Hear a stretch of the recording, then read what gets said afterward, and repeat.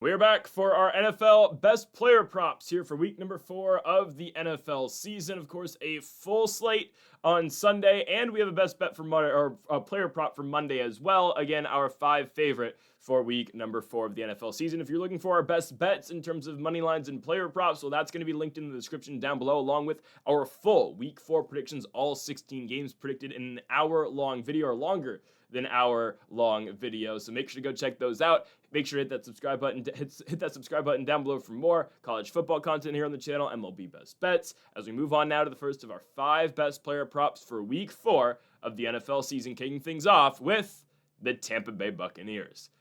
I don't want to sound like I don't want to sound like I'm beating a dead horse here, but I am going to continue to bet on the Buccaneers. We already have the Bucs today to cover 3.5. I think that's easy. I think they can definitely win. I think they will beat the Philadelphia Eagles. No Mike Evans. Chris Godwin is back, but in a limited capacity. We know Godwin's going to play, but how big is Godwin's role going to be? I don't know. He's going to be on a snap count. We can almost guarantee that. So instead, let's look to Amecha Ibuka.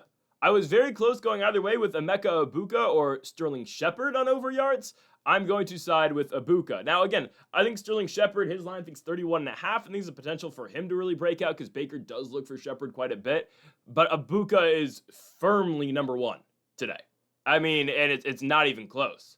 Ibuka so far this year has cleared the 58.5 receiving line twice. So 2 out of 3 games he's cleared it. The one game he didn't was on Monday Night Football in Houston, Texas against the Texans. Against the Jets, he had 6 catches for 85 yards. And against the Falcons, he had 4 catches for 67 yards. Now, Ibuka, again, is making all the headlines, obviously, with his spectacular catches, his one-handed grabs, his catches in the end zone.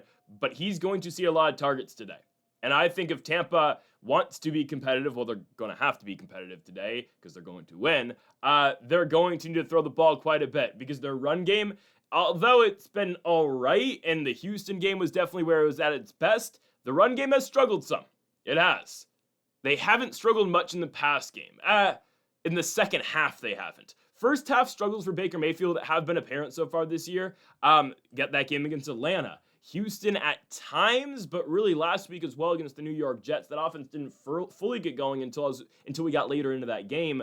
If they want to establish the pass early, Amecha Ibuka is going to be the number 1 guy. Godwin's going to be operating out of the slot, and how much are we going to get out of Godwin? I don't know. Again, a limited role for Chris Godwin. Expect him to, keep ramping up, but obviously the Bucs do need Godwin somewhat in Evans' absence, but Amecha Ibuka is going to play the Mike Evans role, essentially, right? Godwin's always, for the most part, we can expect Chris Godwin to operate out of the slot. Amecha Ibuka is going to be on the outside. Amecha Ibuka is going to be that big target when Baker and the Bucs need a conversion on a big third down. Ibuka is your best target to go to. Again, I love Chris Godwin, but he's coming off an ACL injury, or I'm pretty sure his ACL or his Achilles. One of the two. He's coming off a leg injury, we'll say. And Amecha Ibuka has been consistently, honestly, over Mike Evans, he has been the number 1 receiver for Tampa this season. Obviously, again, does anyone think Ibuka is, the Bucs number 1 over Evans? No, but yard-wise and statistically speaking, yes, actually. He has been more of a target and more of a threat than Mike Evans so far in 2025. Again, I think he could probably get in the end zone too, but I just think the yards is an easy play for us here. Again, 58.5. I know Philly's got some good defensive backs, and I get it. If you take away Mike Evans, then not only, of course, does Amecha become a bigger part of the Tampa offense, because he does, but then he becomes a bigger emphasis defensively. I understand that. I still think Amecha is just that good, and I got to give credit to the Buccaneers, right? You go out and you just pick the best guy available in the draft. You don't worry about positional fits. Oh, we have Mike Evans. We have Chris Godwin. No, you see Amecha Ibuka falls to you at pick 19. This is a guy who was supposed to go way higher in the draft. And you say, you know what? We're just going to take him anyway, even though we don't really need to have a receiver right now. They go out and get Ibuka. And my goodness, has that been a help for Baker Mayfield so far this year. So I think we're fine here. We're going to go Amecha Ibuka over 58.5 receiving yards. Again, so far this season, he's done this in 2 out of his 3 games. The one game he didn't, it was in Houston, but against the Jets, 85 yards. Against the Falcons, 67 yards. And look at the amount of targets Amecha Ibuka gets per game. 8 targets in week 1, 7 targets in week 2, 6 targets in week 3. Again, that has to go up with Mike Evans out. I know Godwin's back in, but we don't really expect a big Chris Godwin day to day. Hell, Vegas doesn't expect it either. Godwin's line is 30.5, if I'm not mistaken. I think Godwin will have his moments, but this is going to be an Amecha Ibuka day. And on top of that, too, like, I believe that Sterling Shepard's going to have a bigger yardage day today than Godwin. I do believe so. So we're gonna be going with Amecha Ibuka to go over his receiving line at 58.5 yards. Expect again Baker Mayfield to get him the rock, and we believe the Buccaneers are going to win the football game as well. Let's go on to our second best bet of the video. We go to Jared Goff. This does have all the makings to be a Lions blowout game, and I do think the Lions do cover their line of 10.5 at home at Ford Field against the Cleveland Browns. However, I think it's going to be closer than you think it is. Like, I don't think this is going to be a traditional Lions blowout like we saw multiple times last season against the Titans and against the Jaguars, and we've already seen this year against the Chicago Bears. I think the Lions still score 30-ish points. I believe the Browns are going to show up to play today. I think they're going to. I think this game's going to be closer than many expect. I think Joe Flacco is going to probably have, I don't know if he's going to have his best day as a Brown in this stint. I don't know about that. But I think the Lions are going to really have to go to the pass game. Regardless of if they win by blowout or not, again, that's just my theory. I'm not going to be betting on the money line or the spread for this game. But what I do believe is that the Browns' defensive line is going to make it very difficult to run the football. I mean, we've seen that time in and time out this year. Every single running back that has played against the Cincinnati Bengals, the Cleveland Browns, has had trouble.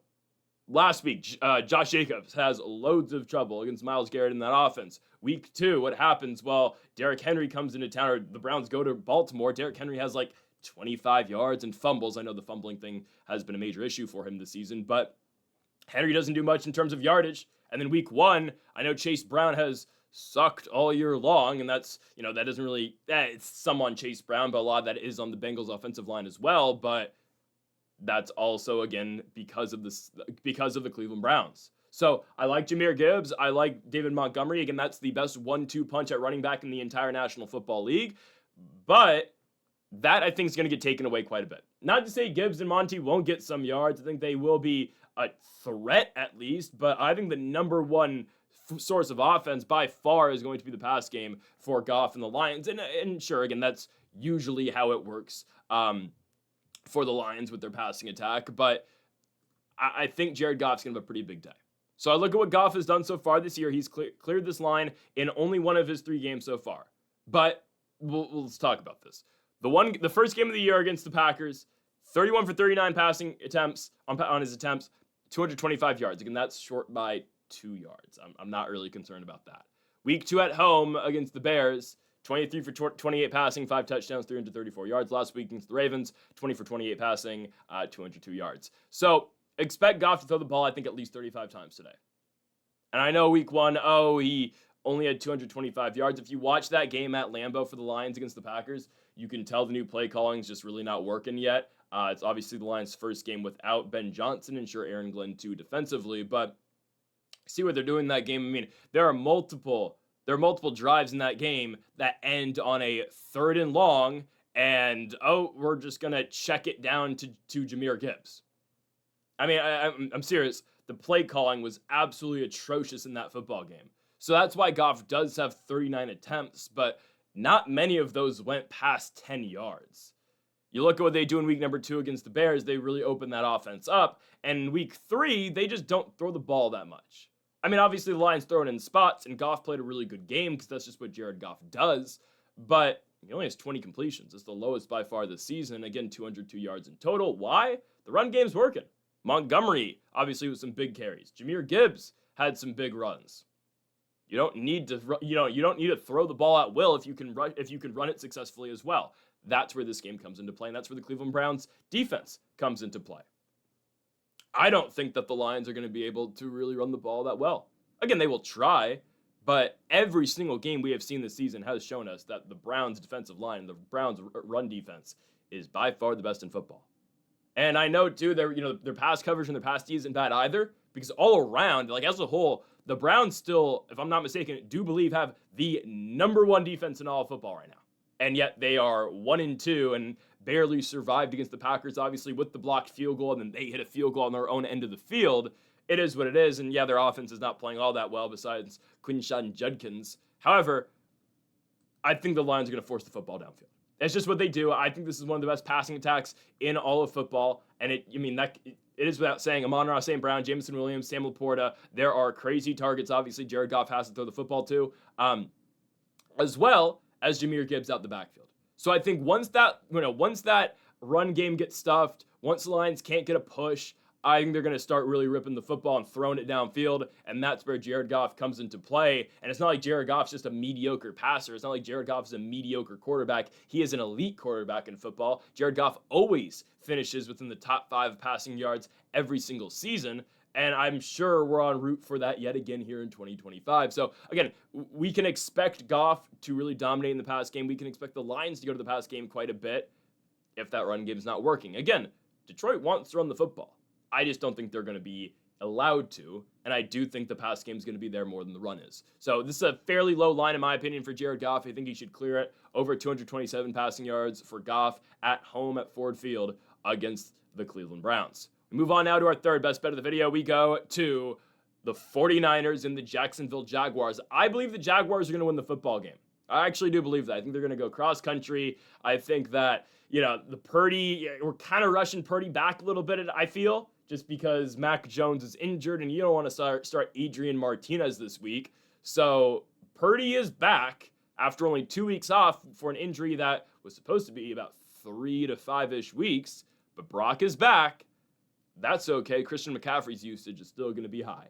We do not care who the starting quarterback is for Christian McCaffrey. Well, I'm sure you'd rather it be Purdy. You definitely rather it be Purdy. But it is Brock, so we don't really care about that. Christian McCaffrey receiving yards feels automatic today. I'm not doing the rushing yards. So again, the line for McCaffrey receiving yards is 42.5. We're not doing receiving and rushing. No, we're just sticking to the receiving yards, something that Christian McCaffrey has cleared in all 3 games he's played so far this season. It's just McCaffrey touches the ball so much, obviously with the run and with the pass, but McCaffrey just gets the ball all the time. He is not just a check down guy, but he also runs routes to the backfield too, and he is an easy dump off for whoever's playing quarterback. Obviously, it was Mac Jones a couple weeks ago, or last week and the week before, and now obviously it is back to being Brock Purdy. I mean, I don't think McCaffrey's usage really changes depending on the quarterback, right? The game that Brock Purdy played against the Seahawks, McCaffrey had 9 catches for 73 yards. Mac Jones comes in week 2, 6 catches for 52 yards and a touchdown, a spectacular touchdown for McCaffrey. And then week 3 against the Cardinals, 10 catches for 88 yards. It doesn't matter who the quarterback is, because every quarterback's going to want to throw the ball to Christian McCaffrey. That's just how good this guy is. So nothing should change in this game with the Jacksonville Jaguars, in a game that I believe the Niners are going to throw quite a bit. I think this is going to be a game, believe it or not. The Jaguars defense has not played that horribly this season. They haven't. Look at last week. It's the Houston Texans. No, I don't care.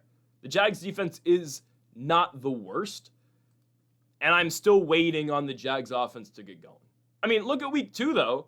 Jags scored 27 points on the Bengals, and they put it on that team. And obviously, Jake Browning leads the big drive to end the game and win the game for the Cincinnati Bengals. I know what you might be thinking, why is this relevant? Well, it's relevant to the point that I think the Niners are going to have to score some points. I think the Niners are going to have to try to push the ball downfield. They're going to have to be aggressive with their play calling.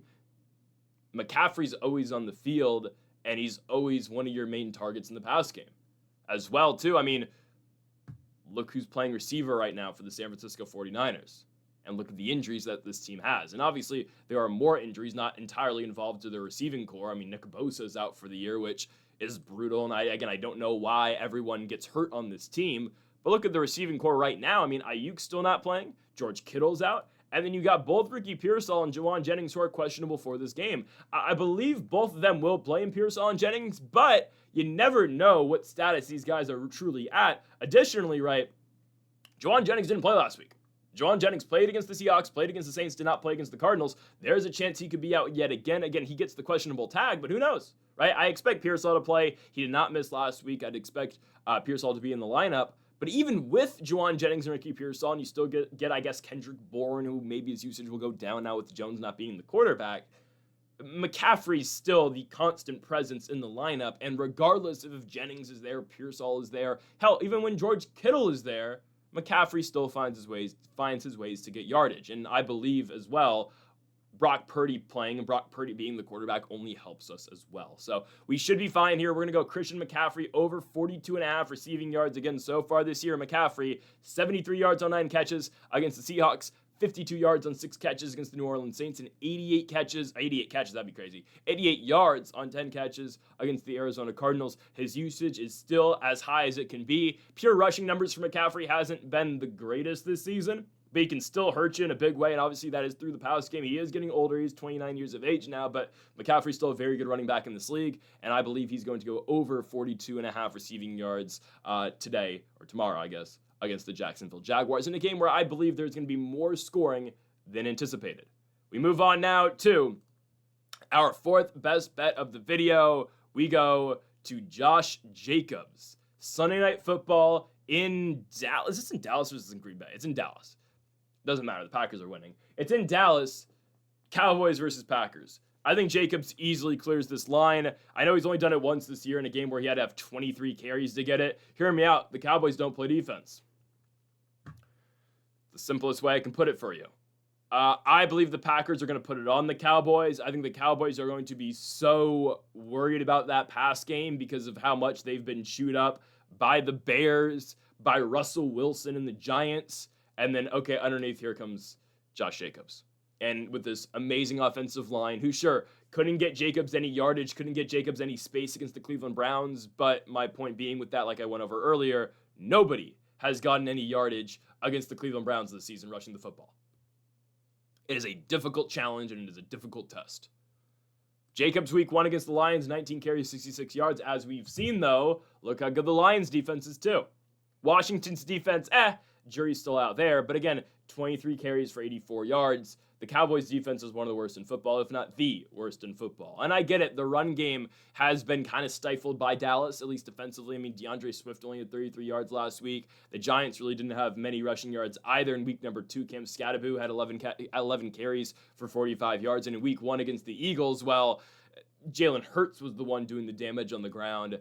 I just believe once the Cowboys are down, I think they're going to be down big early. I mean, I think the Packers are going to be up by double digits in the first quarter, I think. Once that happens, okay, then they're just going to start pounding the rock with Josh Jacobs. And then that's just a massive problem, obviously, for Dallas. Because they're going to be so concerned about the pass game because of the damage, yes, Jordan Love can do to you. And I know that wasn't on full display last week against the Browns, but I mean, arguably the Packers should have won that game if it's not for the mistake Jordan Love makes at the end of the football game, throwing the interception, almost returned for a touchdown. In all fairness to the Packers, too, I mean, that mistake Jordan Love makes, and yet they're still in a position at the end of the game to kick a field goal to take a 3-point lead, and it just gets blocked, right? It was not a good game by the Packers, but a game that they walk away from saying, oh, we should have won that one. There's a lot of missed opportunities and a lot of things you can look back on and say, okay, we let the Browns into that football game 2-3 times, and yet we still should have won. Regardless, though, I think they're going to make an emphasis out of getting Josh Jacobs the football. He is still an elite back in the sport. Obviously, the touchdown streak came to an end last week against the Browns, as expected, I guess. And that game's horrible. He averaged less than 2 yards a carry. 16 carries for 30 yards is also the least amount of carries he's gotten all season long. Again, that's just what the Browns do to you. We went over it earlier with the Jared Goff picking the Lions. I don't need to spell that out for you again. Once the Packers, though, start ripping the football downfield, once they start throwing it over the Cowboys' head, that's where Josh Jacobs comes into play. Also, if this game is potentially a blowout, expect the Packers to get Josh Jacobs' legs going, especially because of the limited action last week or just limited room last week. If the Packers are in a good position in this football game, they will get Josh Jacobs going, in my opinion. And I'll be damned if they're not in a really good position in this football game. Yeah, the Cowboys can maybe fire back at you, but the Packers' defense has been really good. I mean, the Packers, the one game they've lost this season is not because of their defense at all. And they've beaten the Detroit Lions, who look like another juggernaut on offense this season. And in week number 2, you beat the Commanders, and you look pretty good in that game. You stop Jayden Daniels. You go out there and score a bunch of points on Washington, too. The Packers are still a very good football team, and I'm looking at a straight blowout on Sunday Night Football. Oh, the Cowboys might bring it. It's a Sunday night game. They're in Jerry's world. It's in Dallas. I really don't care. The Cowboys aren't very good. The Packers will have their way in the pass game, but at the same time, they're going to have their way in the run game too. I expect a 100-yard day for Josh Jacobs, so 73.5 just doesn't feel like a lot to me. He should be able to get it done. Josh Jacobs, he will reach 74 rushing yards on Sunday Night Football. Once the game gets out of hand, I think that's where he really starts to take over. Josh Jacobs over 73.5 yards on Sunday night in Dallas against the Cowboys. We go on now to our final best player prop of the week, and we go to Monday Night Football. This does kind of contradict what I had earlier in the week, just actually earlier today, but hear me out, it makes sense. I went with Dolphins minus 2.5. They should be able to cover at home against the Jets, but the Jets have to get their run game going somehow, especially with the way the Dolphins have, I don't want to say, since the way the Dolphins have played against the run all year long. Breece Hall's line today, or on Monday, is 56.5 rushing yards. Now, the last 2 weeks, he hasn't reached 30. Week number 1, though, against the Pittsburgh Steelers, they gave him 19 carries, and he turned that into 107 yards. This ultimately, though, is not really about Breece Hall. I mean, it is because, he's the lead back, and Braylon Allen takes a lot sometimes away from the run game. Well, not the run game, but he takes a lot away from the targets and just all-around capability of Breece Hall because they love Braylon Allen there. But this is about the Miami Dolphins defense.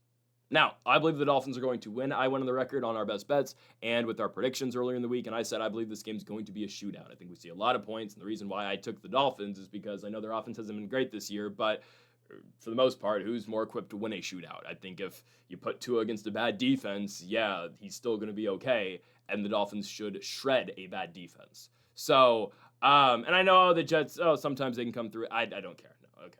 They're going to get shredded, I believe. Especially in Miami night game, no. Anyways, both teams are going to be able to move the football. The Dolphins' run D is not good. It is not good at all. Last week against the Buffalo Bills, I get it. Games in the cold. You take a warm weather team and put them up in Orchard Park, New York. Difficult task, I understand. James Cook obliterates them in the run game. James Cook, 19 carries for 108 yards. That sounds familiar. Yeah, that's almost the identical line Breece Hall had in week 1 against the Pittsburgh Steelers, where, again, he had 19 carries for 107 yards. But that's just straight domination in the run game. And Buffalo, for as much as they do throw the football, and for, Josh Allen still had 3 touchdowns. He looked great there. The main source of offense, though, in that game was the run game for the Bills. It was. Again, Allen still ends up with 3 touchdowns, but who gets them in the red zone most drives? It's James Cook. Now, week 2 for the Dolphins, they play that game against the Patriots, back and forth affair. Patriots and Dolphins both put a bunch of points on the board. Ultimately, Tua throws a big pick at the end of Tua they just played poorly at the end of the game. Tua did throw a pick in the game as well. That wasn't the sole reason they lost, but Ramondre Stevenson carries the ball 11 times for 54 yards. There's more to this, though. Drake May runs it. Antonio Gibson had 5 carries for 27 yards as well. And Trevion Henderson had 3 carries for 10 yards. So as a whole, the Patriots ran for 122 yards on the Dolphins. Sure, again, is there going to be a rotation in the backfield for the Jets? There will be, obviously. Breece Hall is better. Breece Hall should be able to, I hope, break off more runs than Braylon Allen, and he should be getting a higher amount of snaps and a higher amount of actual rushing attempts than Braylon Allen's able to. So my point that being is, Ramondre Stevenson alone almost gets to this line against the Dolphins, and the Patriots, they definitely split their runs a lot more than the Jets do because they spread it across 3 guys with Stevenson, Gibson, and Henderson. The Jets, it's really just 2. It's Hall and Allen. So again, Stevenson, 11 carries, 54 yards. Gibson, 5 carries, 27 yards. I think that's okay. Patriots did pretty fair against that Dolphins run D. And then week number 1, Jonathan Taylor, 18 carries, 71 yards. Thing about that is, Colts are throwing the ball a lot. Also, Jonathan Taylor gets pulled in the 3rd quarter because the game's over. This is not going to be a blowout, so we're not going to get that side of the equation like we saw in that Colts-Dolphins game in week 1 where, it's just a blowout. Jonathan Taylor doesn't need to stay in the game because look what happens when Taylor leaves the game. DJ Giddens, the rookie out of K-State, runs for over 40 yards. So as long as this game is close, and I will be damned if we see a blowout for either side. If the Jets blow out the Dolphins blow out the Jets. In a competitive football game, the Jets are going to need to go to the well quite a bit with Breece Hall, and Breece Hall will find a way to get 57 rushing yards, excuse me. Again, he had 107 in week 1 against the Steelers. Also, the Jets just need to give him the football. He goes from 19 carries and 107 yards in week 1 to 10 carries for 29 yards in week number 2 against the Bills and 9 carries for 21 yards against the Bucks. Now, again, that is a product of just not being in the football game and being blown out and, oh, we just have to throw the ball with Justin Fields or Tyrod Taylor. This game should be much closer. It should allow the Jets to have their entire offense to their disposal, and it should allow Breece Hall to get going in the run game. So we're going to be going with Breece Hall over 56.5 rushing yards on the road on Monday Night Football in Miami against the Miami Dolphins. Folks, thank y'all for watching our NFL best player props for week number 4. If you have not yet, though, make sure to hit that subscribe button down below for more. Make sure to leave a like if you did enjoy the video. Make sure to comment if you do disagree with any of the picks. Folks, thank y'all for watching, and Mamba forever.